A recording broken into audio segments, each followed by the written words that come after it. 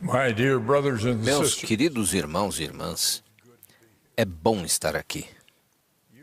Vocês são um público muito amado pelo Senhor, e Ele deseja que todos vocês retornem à presença dEle. Desde o meu serviço como reitor da BYU em 1971, falei para muitos públicos da BYU, mas nunca antes como líder da Igreja de Jesus Cristo dos Santos dos Últimos Dias. Como seu profeta, o líder atual, eu tenho orado por inspiração sobre o que eu devo dizer a vocês e ao público mais amplo que podemos incluir com a tecnologia atual. Estamos comemorando o aniversário de 150 anos da BYU. Eu era o reitor da BYU quando comemoramos o centenário. Naquele ano, o presidente Spencer W. Kimball fez seu discurso histórico do segundo século. Mais da metade desse segundo século já passou. O que a BYU se tornou para alcançar esses desafios proféticos? O que você se tornou com a experiência adicional que adquiriu durante a sua passagem pelo segundo século? Para reforçar as impressões espirituais que eu compartilhei anteriormente com a liderança da universidade, eu acredito firmemente que é o destino da Universidade Brigham Young se tornar o que os profetas do passado e do presente sabiam que ela poderia se tornar. Com a consagração e a liderança desta comunidade, a BYU se tornará a grande universidade do Senhor. Não a maneira do mundo, mas a maneira do Senhor. Agora, eu me dirijo a um público da BYU, mas o que eu tenho a dizer se aplica a todos os que seguem as palavras de um profeta. Eu gostaria de agradecer aos muitos amigos e membros pelas orações e expressões de apoio que eu recebi neste novo chamado. As frequentes menções ao manto do chamado que recaiu sobre mim sugerem que eu comece com algumas observações sobre o significado desse termo. A palavra manto é usada na Bíblia para descrever o manto do profeta Elias, que desceu sobre Eliseu como um símbolo da passagem da autoridade profética. O termo manto entrou para a história da Igreja restaurada em muitos relatos da reunião em Nauvoo sobre quem deveria suceder Joseph Smith, o profeta assassinado. Muitos dos presentes registraram sua experiência de que o manto de José recaiu sobre Brigham Young. Essas experiências assumiram muitas formas. Alguns tiveram experiências visuais. Outros ouviram a voz de Joseph. Muitos tiveram um sentimento, pois cada um de nós recebe revelação de maneira diferente. Quando Russell M. Nelson foi chamado como nosso profeta, eu tive uma experiência semelhante. Eu havia me sentado ao lado desse apóstolo nas reuniões do Quórum dos 12 por 34 anos. Mas quando o manto do profeta recaiu sobre o presidente Nelson, eu senti que seus dons proféticos foram magnificados. Todos nós testemunhamos sua profunda liderança. Após a morte do presidente Nelson, eu vivenciei um outro significado do termo manto. Para os observadores, ele simboliza uma transferência da autoridade do sacerdócio. Para a pessoa que recebe essa autoridade, ele é muito diferente e muito real. Poucos meses depois de saber da morte do nosso presidente, eu senti o peso da responsabilidade tomar conta de mim. Poucos minutos antes, além de importantes impressões sobre o que eu deveria fazer agora.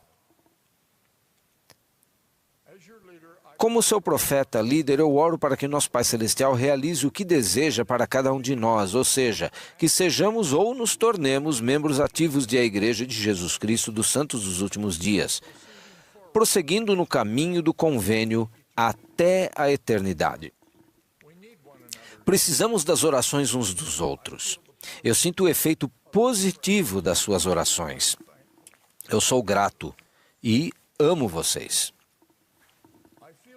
Eu sinto que devo enfatizar a admoestação do presidente Russell M. Nelson, que diz: nos dias que estão por vir, não será possível sobreviver espiritualmente sem a orientação, a direção, o consolo e a influência constante do Espírito Santo. Uma das razões pelas quais vocês precisarão da influência constante do Espírito Santo é que vocês vivem em uma época em que o adversário se tornou tão eficaz em disfarçar a verdade que, se vocês não tiverem o Espírito Santo, vocês serão enganados. Há muitos obstáculos pela frente. As distrações serão muitas. Mesmo os membros ativos, às vezes, podem ter preocupações sobre algumas questões históricas, doutrinárias ou sociais ligadas à igreja. Eu quero ajudar todos os nossos membros a superar dúvidas presentes ou futuras. Quaisquer que sejam essas dúvidas, a maneira de vencê-las é nos aproximarmos de nosso Salvador Jesus Cristo. Ele nos ensinou repetidas vezes que Ele é o caminho. Eu compartilho 4 impressões que vão nos aproximar do nosso Salvador. Primeira, fortalecer a nossa fé nele. Segunda, aumentar a nossa humildade. Terceira, buscar ajuda de outras pessoas. E quarta, ser pacientes. A primeira é nos concentrarmos no desenvolvimento de nossa fé em Deus e na missão de seu Filho Jesus Cristo. Uma fé forte exige mais do que um forte desejo. Significa tentarmos diariamente, um passo de cada vez, fazer as nossas orações e o estudo das Escrituras.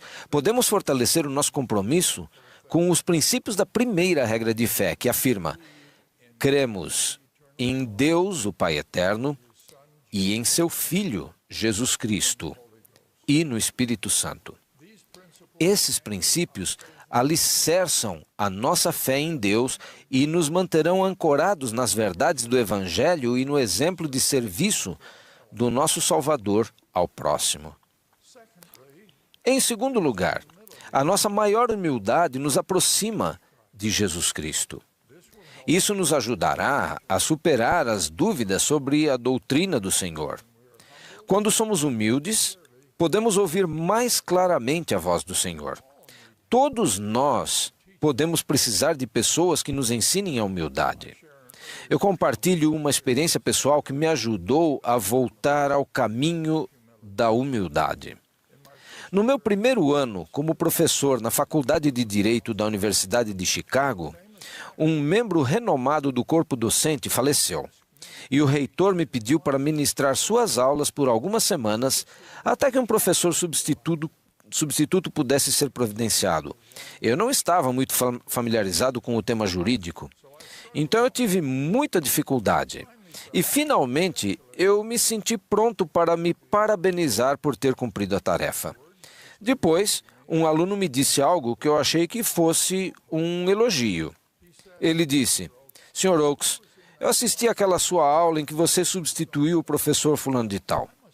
E eu devo dizer que eu fiquei realmente impressionado.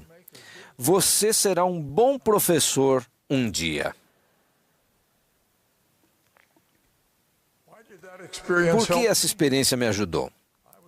Eu tinha excesso de confiança em minhas habilidades como professor e aquele aluno me proporcionou uma perspectiva que tem me abençoado até hoje.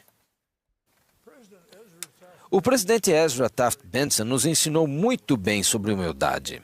Ele fez isso como parte de seus ensinamentos memoráveis sobre o orgulho. O antídoto para o orgulho, ele ensinou, é a humildade, a mansidão, a submissão. A humildade responde à vontade de Deus, ao temor de seus julgamentos e às necessidades das pessoas ao nosso redor.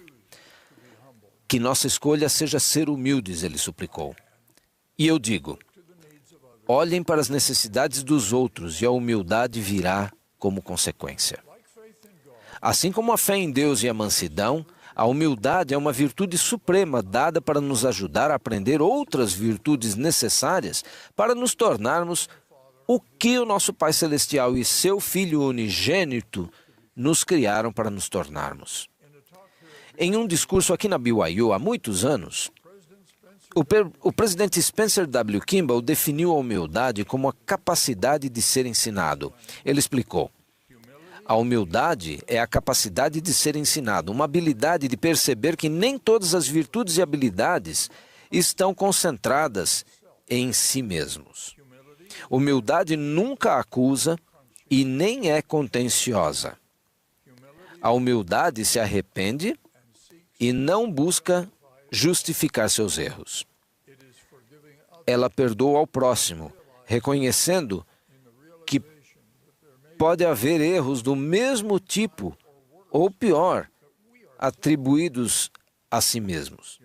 A humildade não busca popularidade e notoriedade. Não exige honras.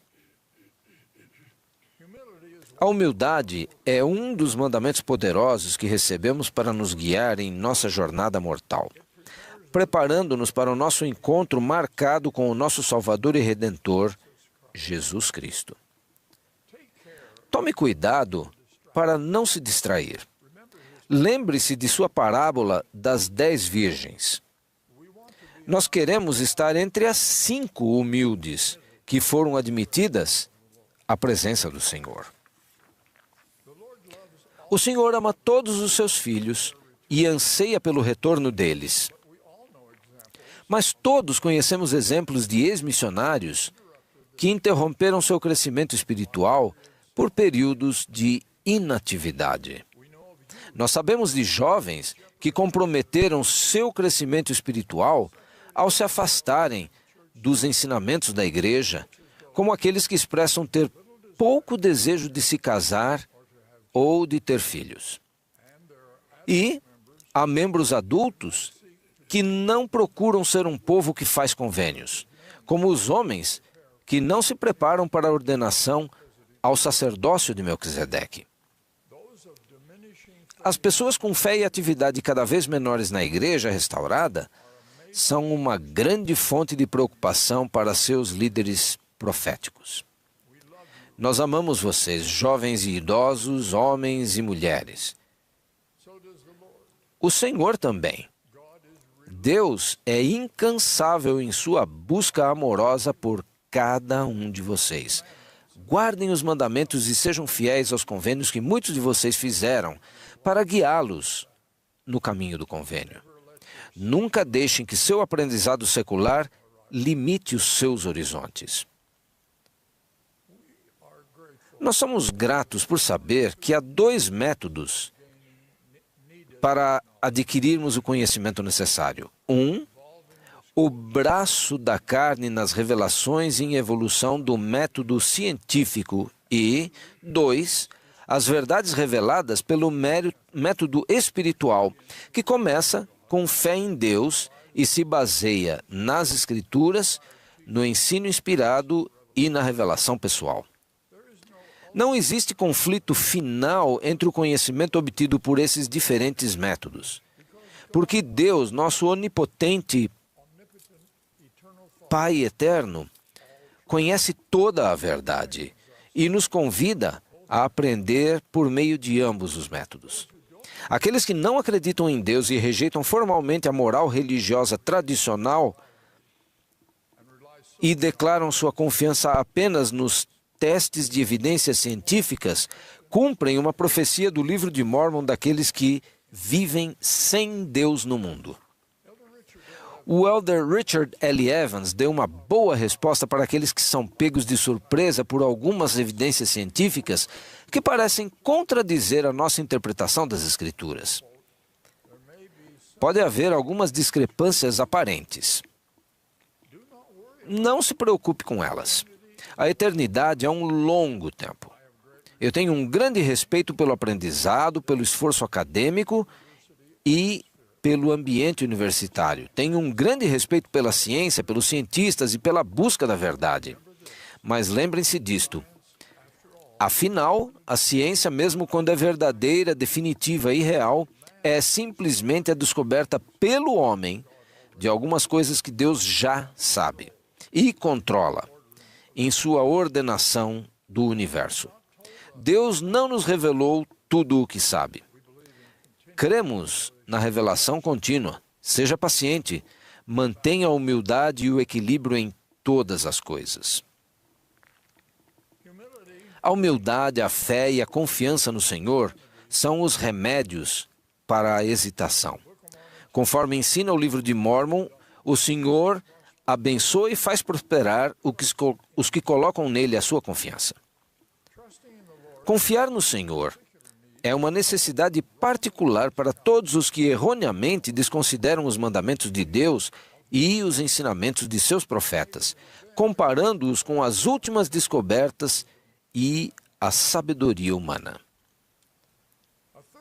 A terceira maneira de nos aproximarmos do nosso Salvador é nos associarmos com outros fiéis. Isso inclui conversas com colegas de confiança, membros locais da igreja e outros amigos fiéis.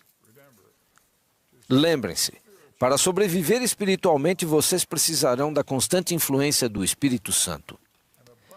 Uma abundância de especulações e informações falsas em podcasts e nas redes sociais nos cerca.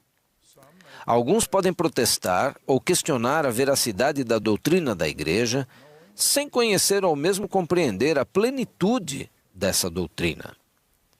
Não se deixe enganar por informações falsas ou imprecisas. Debata as suas preocupações com amigos fiéis e bem informados e sempre leve essas preocupações ao Senhor. O Senhor nos disse muito pouco sobre algumas coisas. Por exemplo, sabemos muito pouco sobre o mundo espiritual após a mortalidade, ou mesmo sobre o mundo espiritual que a precedeu.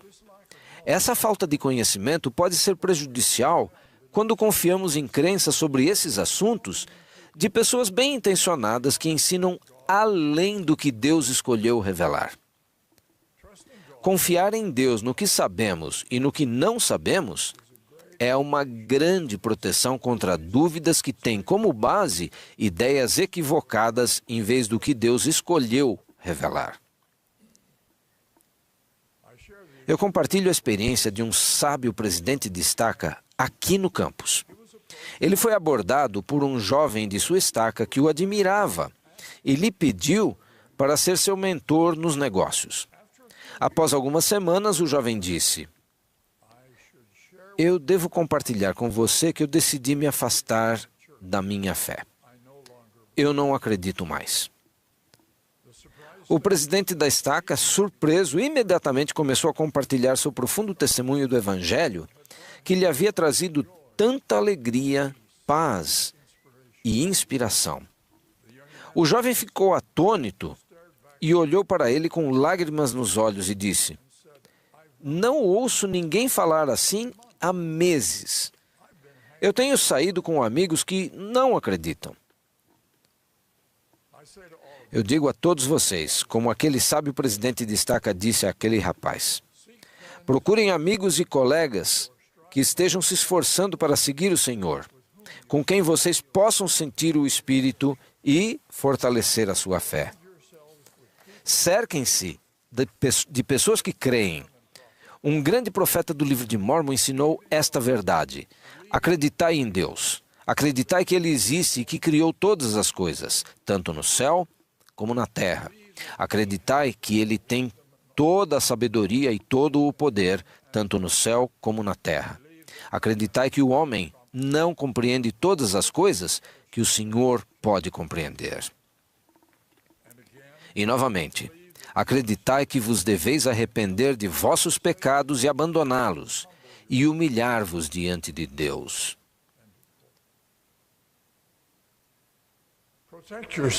Proteja-se renovando semanalmente seus convênios ao partilhar do sacramento e se esforçar constantemente para viver de acordo com esses convênios sagrados. Aqueles que receberam a investidura devem incluir a frequência regular ao templo. Em resumo, permaneçam no caminho do convênio. Essas práticas simples vão protegê-los e fortalecê-los. Somos todos uma obra em andamento.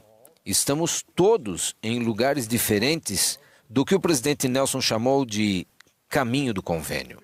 Precisamos ser pacientes uns com os outros e, ocasionalmente, até conosco mesmos.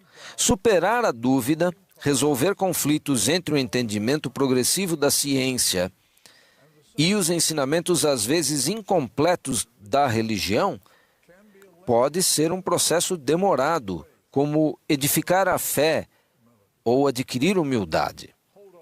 Apeguem-se à primeira regra de fé, mesmo que algo mais seja incerto. E enquanto esperam, esperem no Senhor, o que inclui confiar em seu tempo, bem como em suas promessas. E enquanto esperamos, devemos nos ocupar com o serviço. Repetidas vezes Jesus ensinou e demonstrou o poder do serviço ao próximo. Meus queridos irmãos e irmãs, eu testifico de Jesus Cristo. Como apóstolos, nós somos ensinados a testificar de sua obra sagrada e de seu nome no mundo inteiro. Eu testifico das verdades ensinadas por nossa Igreja Restaurada e eu compartilho com vocês e testifico a vocês da veracidade destas coisas que disse hoje, em nome de Jesus Cristo. Amém.